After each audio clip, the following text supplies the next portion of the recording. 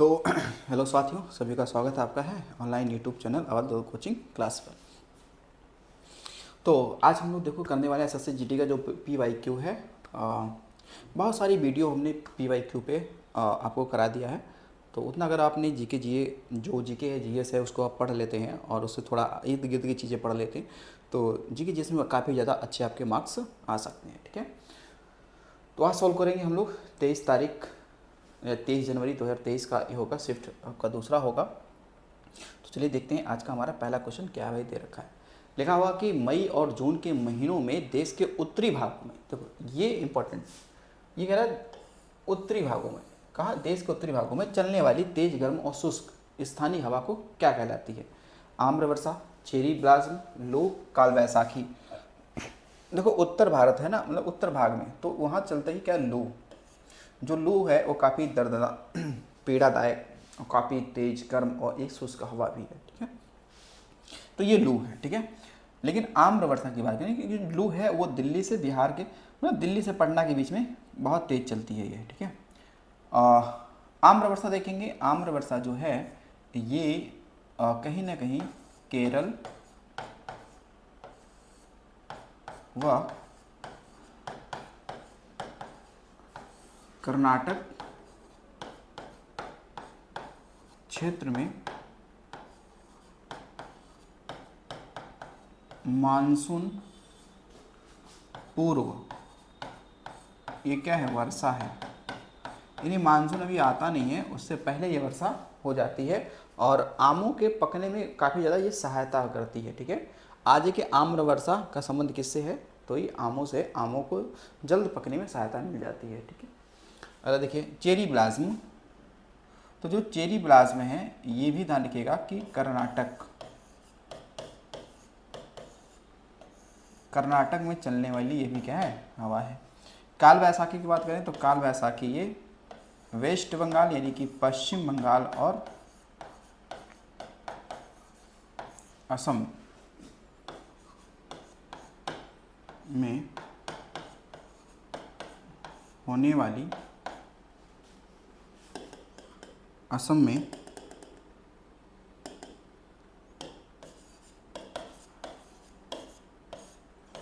चलने वाली वर्षा युक्त, ठीक है, वर्षा युक्त क्या है, पवने हैं, पवने हैं, जो खास करके देखा जाए तो कपास, जूट, ठीक है, और चावल की खेती के लिए काफ़ी ये लाभदायक होता है। कौन सा? काल बैसाखी। ठीक है, ये बैसाख के महीने में चलता है। कब चलता है? बैसाख के महीने में चलता है। ठीक है, इसलिए बैसाखी नाम दिया। काल का मतलब हो गया कि काफ़ी ज़्यादा प्रचंड हवाएं, बहुत तेज, बहुत नुकसान करती हैं ये। आपने पढ़ा होगा फूलों वाली बौछार, ये कर्नाटक में ये हवाएं चलती हैं। ठीक है, जैसे कहवा के फूल खिलने लगते हैं। देखिए अगला है कि किसी पृथक परमाणु के केंद्रक और सबसे बाहरी कोश के बीच की दूरी को आप क्या कहते हैं? समस्थानिक परमाणु आकार, इलेक्ट्रॉन परमाणु भार। ठीक है, देखो समस्थानिक तो उसे कहते हैं जिनकी परमाणु संख्या समान हो और परमाणु भार क्या हो, भिन्न भिन्न हो। ठीक है, उसे समस्थानिक कहते हैं। इलेक्ट्रॉन तो आप जानते ही हैं कि क्या है कि इलेक्ट्रॉन आपका जो कोई भी पदार्थ हो गया उसका एक क्या है, घटक है। ठीक है, उसका घटक है। परमाणु भार आप जानते ही हैं। तो परमाणु आकार, ठीक है, जो बीच की दूरी होती है परमाणु आकार कहते हैं। ठीक है, चलिए अगला क्वेश्चन देखिए।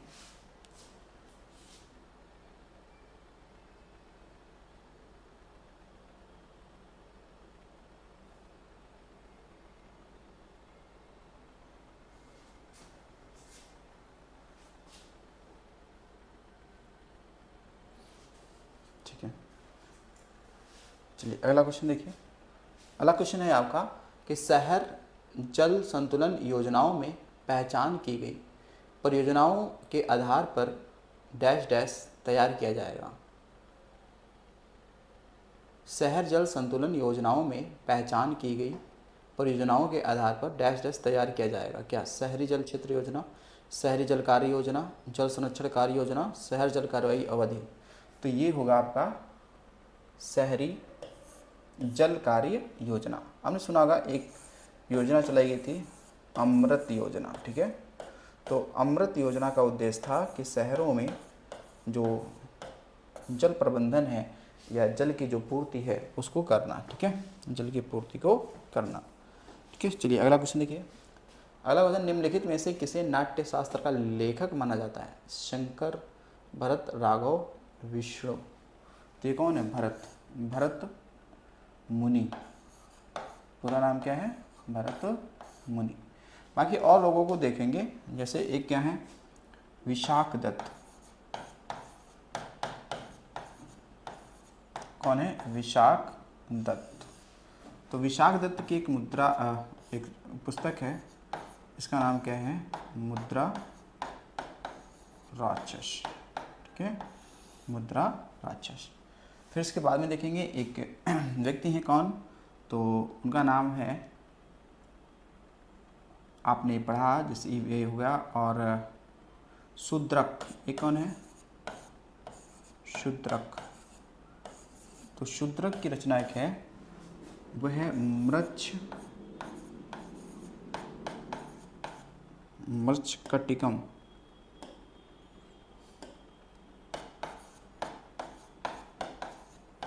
मृच्छकटिकम, ठीक है।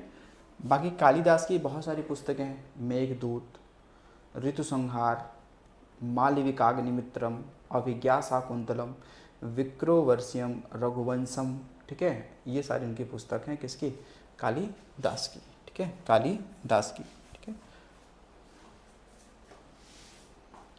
अब देखिए, निम्नलिखित में से कौन नवंबर 2022 में भारत में गोपालगंज बिहार में विधानसभा का सदस्य बना? नीतीश कुमार, कुसुम देवी, लालमुनि चौबे, नरेंद्र मोदी। गोपालगंज से बने हैं, तो ये हैं कुसुम देवी। कौन है? कुसुम देवी, ठीक है, कुसुम देवी। अगला देखिए, अगला सवाल है आपका कि भारतीय संविधान का कौन सा अनुच्छेद किसी राज्य की सरकार के कार्य संचालन से संबंधित है? भारतीय संविधान का कौन सा अनुच्छेद किसी राज्य की सरकार के कार्य संचालन से संबंधित है? अच्छा, कार्य संचालन अगर कह रहा है तो फिर इसे देखना पड़ेगा ना, कौन कौन से हैं। देखो, ये तो आपका जो है, ये तो हमें लग रहा है कि भाई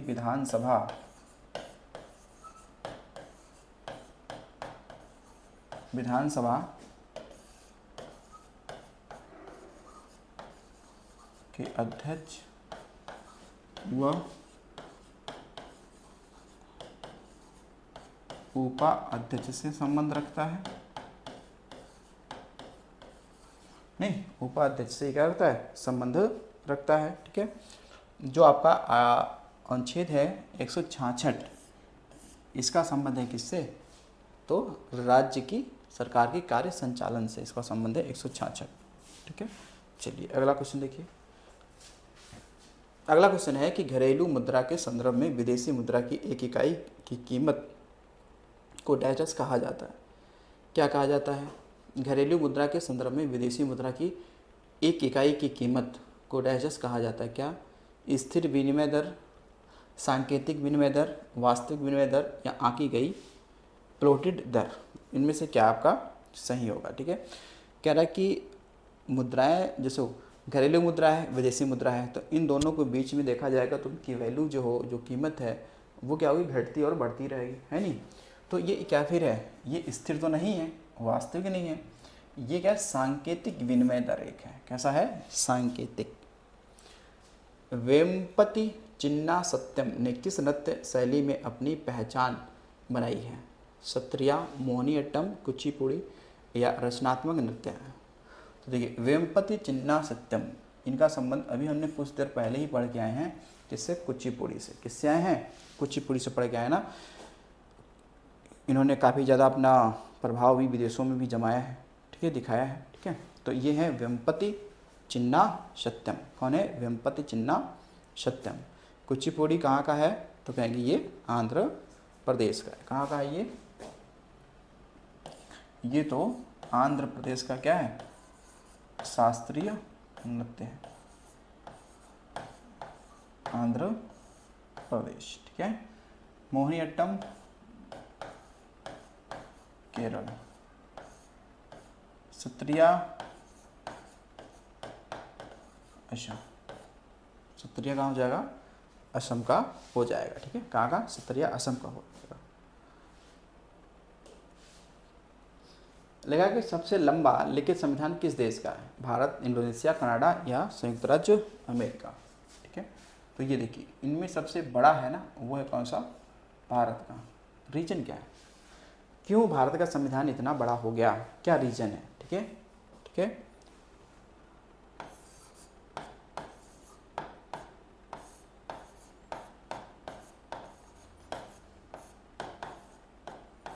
तो बड़ा होने का देखो कारण क्या है, बड़ा होने का कारण क्या है। तो बड़ा होने का कारण आपको बताएंगे कि इसमें क्या है कि केंद्र व राज्य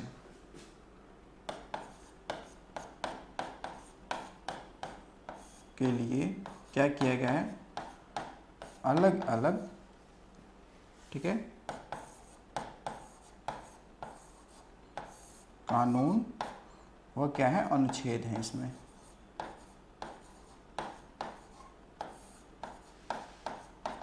मतलब केंद्र और राज्य दोनों की शक्तियों का इसमें वर्णन है, इसलिए क्या है ये इतना बड़ा हो गया है, इसलिए क्या इसमें इतना बड़ा हो गया। ठीक है, फिर देखिए भारतीय संविधान को किसने लिखा था, सुलेखित किया था।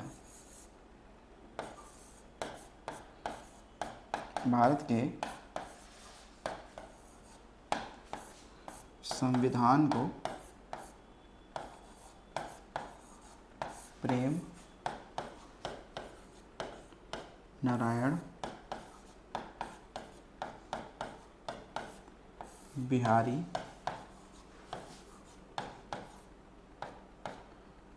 रायजादा ने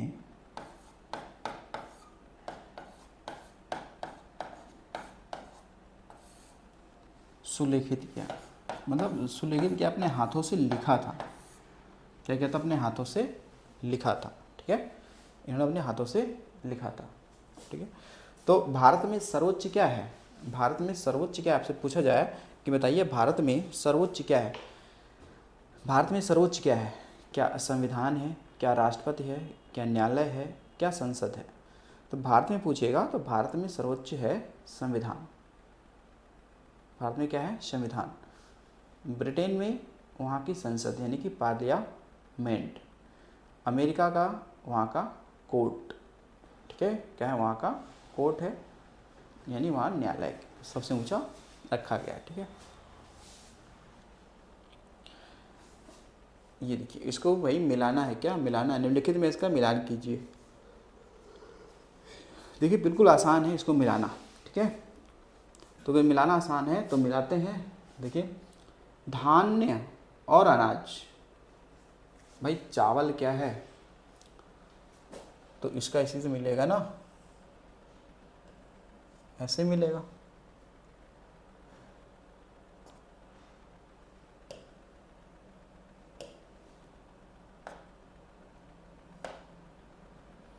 ठीक है, तो कैसे मिलेगा, ये इसका ये मिल जाएगा।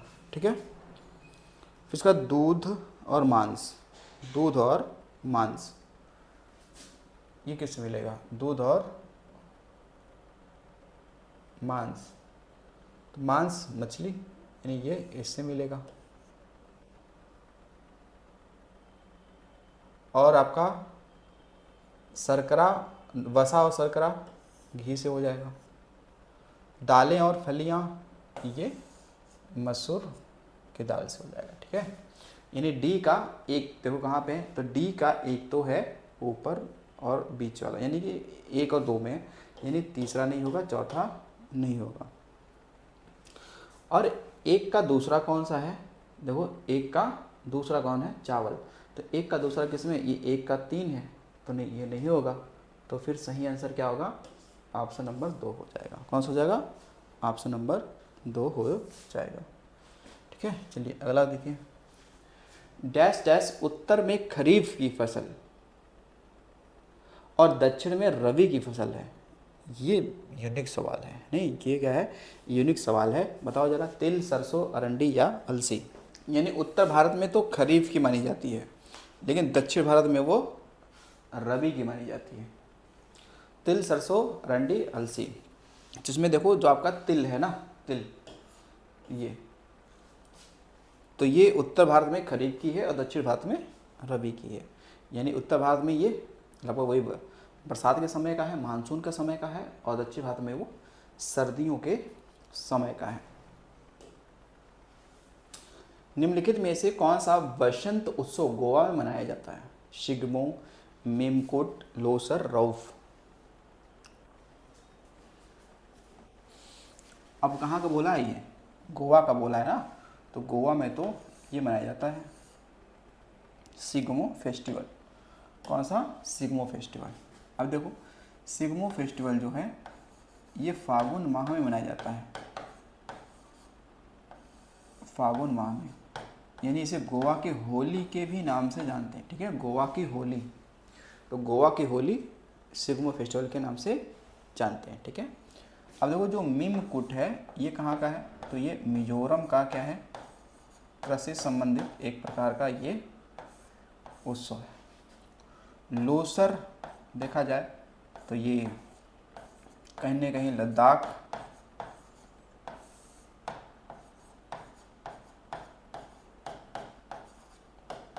अरुणाचल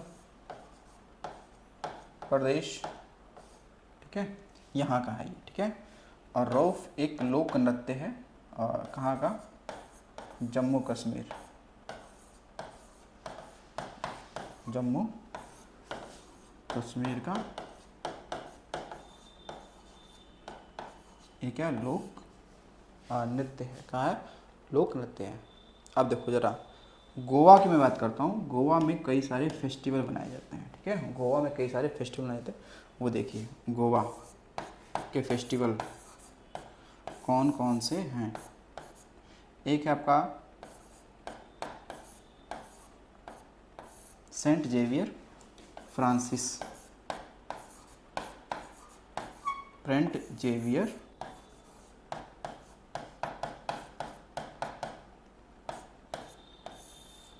फ्रांसिस, ठीक है। फिर इसके अलावा आपका मिलेगा इस यहाँ पर थ्री किंग्स फेस्टिवल।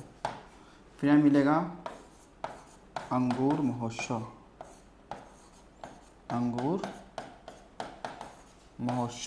ठीक है, अंगूर महोत्सव। इसके बाद में आपको यहाँ पे देखने के लिए मिलेगा एक कॉर्निवाल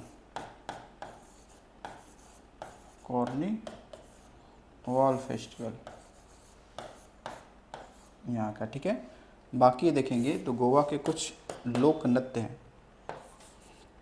यहाँ का नृत्य भी तो है, एक है फुगड़ी और एक है कुनबी। कौन सा है? कुनबी। ये कहाँ के हैं? तो ये गोवा के हैं। कहाँ के हैं? ये गोवा के हो जाते हैं, ठीक है। चलिए आगे देखिए। अगला है, कबड्डी खेल के मैदान के किनारे पर चिन्हित लॉबी की चौड़ाई कितनी होती है? लॉबी की चौड़ाई कितनी होती है? 2.5 मीटर, 1.5 मीटर, 1 मीटर या 2 मीटर, ठीक है। तो जो लॉबी होता है ना किनारे किनारे, वो कितने का होता है? 1 मीटर का। कितने का होता है? 1 मीटर का।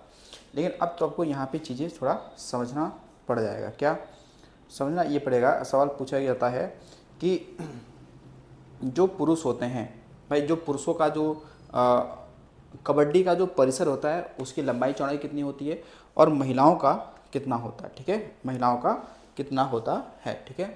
तो देखिए जो कबड्डी का परिसर होता है, परिसर, इसमें जो आपके पुरुष होते हैं, तो अब पुरुष होंगे तो इनके लिए थोड़ा सा फील्ड तो बड़ा ही होगा, ठीक है। तो वो होता है कितना? 13 गुणे 12 मीटर का होता है, ठीक है। लंबाई गुणे चौड़ाई, लंबाई 13 मीटर, चौड़ाई 12 मीटर। जो महिला होती हैं, ठीक है, जो महिला होंगी इनका होगा कितना? तो 10 गुणे 8 मीटर का कितना होगा? 10 गुणे 8। अच्छा कुछ गलत हो गया क्या? अच्छा यहाँ पे देखो, यहाँ पे आपका 10 है, यहाँ पे क्या है? 10 है, ठीक है, थोड़ी थोड़ी गलती हो गई। और यहाँ पे क्या है? 12 गुणे 8, ठीक है, अब सही है। तो 13, 10, 12, 8, ठीक है, ये होता है मीटर। ये परिसर होता है, ठीक है। कबड्डी का क्या होता है? परिसर होता है। कबड्डी में कितने खिलाड़ी होते हैं? ठीक है, खिलाड़ी या प्लेयर की बात करेंगे तो कितने होते हैं? तो होते हैं टोटल भाई कितने? 7। और कबड्डी जो है वो बांग्लादेश का क्या है? राष्ट्रीय खेल है। क्या है? राष्ट्रीय क्या है? खेल, राष्ट्रीय खेल है, ठीक है, राष्ट्रीय खेल है। चलिए अगला देखिए। अच्छा कबड्डी से कोई खिलाड़ी बता सकते हो क्या नाम? देखो खिलाड़ी अगर पूछा जाए तो खिलाड़ी 1-2 का नाम ध्यान रखो। आपने प्रदीप नरवाल का नाम सुना है? प्रदीप नरवाल, प्रदीप नरवाल। या आपने नाम सुना होगा राहुल चौधरी का, ठीक है, और भी सारे लोग हैं लेकिन ये नाम थोड़ा ध्यान रखिएगा, जुड़ा हुआ किससे? कबड्डी से। अगला है 26 नवंबर 1949 को डॉक्टर राजेंद्र प्रसाद ने संविधान सभा के अध्यक्ष के रूप में दस्तावेज पर हस्ताक्षर किए। यहाँ किस दस्तावेज का उल्लेख किया जा रहा है? परिग्रहण का साधन, पहला संविधान मसौदा, भारत का संविधान प्रस्तावना। तो ये भारत का संविधान जो है ना, इस दस्तावेज की बात हो रही है, ठीक है, इस दस्तावेज की बात तो हो रही है, ठीक है, ध्यान रखेंगे। संविधान सभा की अंतिम बैठक कब हुई? उसी दिन हस्ताक्षर हुआ था। संविधान सभा की अंतिम, या फिर कह सकते हो ये 12वीं बैठक थी, 12वीं बैठक। ये कब हुई थी? 24 जनवरी 1950 को, ठीक है। तो संविधान सभा के पहले जो अध्यक्ष थे अस्थाई, वो थे सच्चिदानंद सिन्हा जो कि बिहार से आते थे, और जो दूसरे और स्थाई और लास्ट तक रहे वो थे डॉक्टर राजेंद्र प्रसाद, ठीक है, डॉक्टर राजेंद्र प्रसाद, ठीक। अगला देखिए, अगला क्वेश्चन है कि सरकार की प्राप्तियां जो देयता सर्जित करती है या वित्तीय संपत्तियों को कम करती है उन्हें क्या कहते हैं? सेवा अनुबंध, पूंजी प्राप्तियां, भंडार या राजस्व प्राप्तियां, ठीक है, या राजस्व प्राप्तियां। तो ये बताएंगे कि सरकार की प्राप्तियां जो देयता सर्जित करती है या वित्तीय संपत्तियों को कम करती है वो है पूंजी प्राप्ति, ठीक है, कौन सा है? पूंजी प्राप्ति। अगर देखो 2011 की जनगणना के अनुसार किस भारतीय राज्य का जनसंख्या घनत्व तो सबसे कम है? अभी देखो इससे पहले हम लोग पढ़ के आ ही रहे हैं कि जनसंख्या घनत्व तो किस राज्य का क्या है? सबसे कम है। ज़्यादा तो बिहार का है, 1084 व्यक्ति प्रति वर्ग किलोमीटर रहते हैं, तो वो बिहार का है। लेकिन यहाँ पूछ रहा है सबसे कम बताओ, ठीक है, सबसे कम। तो चर्चा हमने की ही थी, चर्चा की थी कहाँ का है? अरुणाचल प्रदेश का है ना, 17 व्यक्ति। कितने हैं? 17 व्यक्ति। जून 2022 में महाराष्ट्र के नए मुख्यमंत्री के रूप में किसे शपथ लिया? अच्छा यहाँ ध्यान रखना, अगर सर्वाधिक पूछा जाए, सर्वाधिक जनघनत्व, तो आपको बताना है बिहार का। कहाँ का है? बिहार का 1084, कितना? 1084। देखो क्या लिखा है यहाँ, जून 2022 में महाराष्ट्र के नए मुख्यमंत्री के रूप में किसने शपथ ली? एकनाथ शिंदे, पृथ्वीराज चौहान, उद्धव ठाकरे, देवेंद्र फडणवीस। तो ये किसने लिया था? एकनाथ शिंदे जी ने लिया था, ठीक है, एकनाथ शिंदे। भारतीय भारोत्तोलक सैखोम मीराबाई चानू ने 2021 में उस समय इतिहास रच दिया था जब वे डैश डैश में रजत पदक जीतने वाली भारत की पहली महिला बनी थी भारोत्तोलक।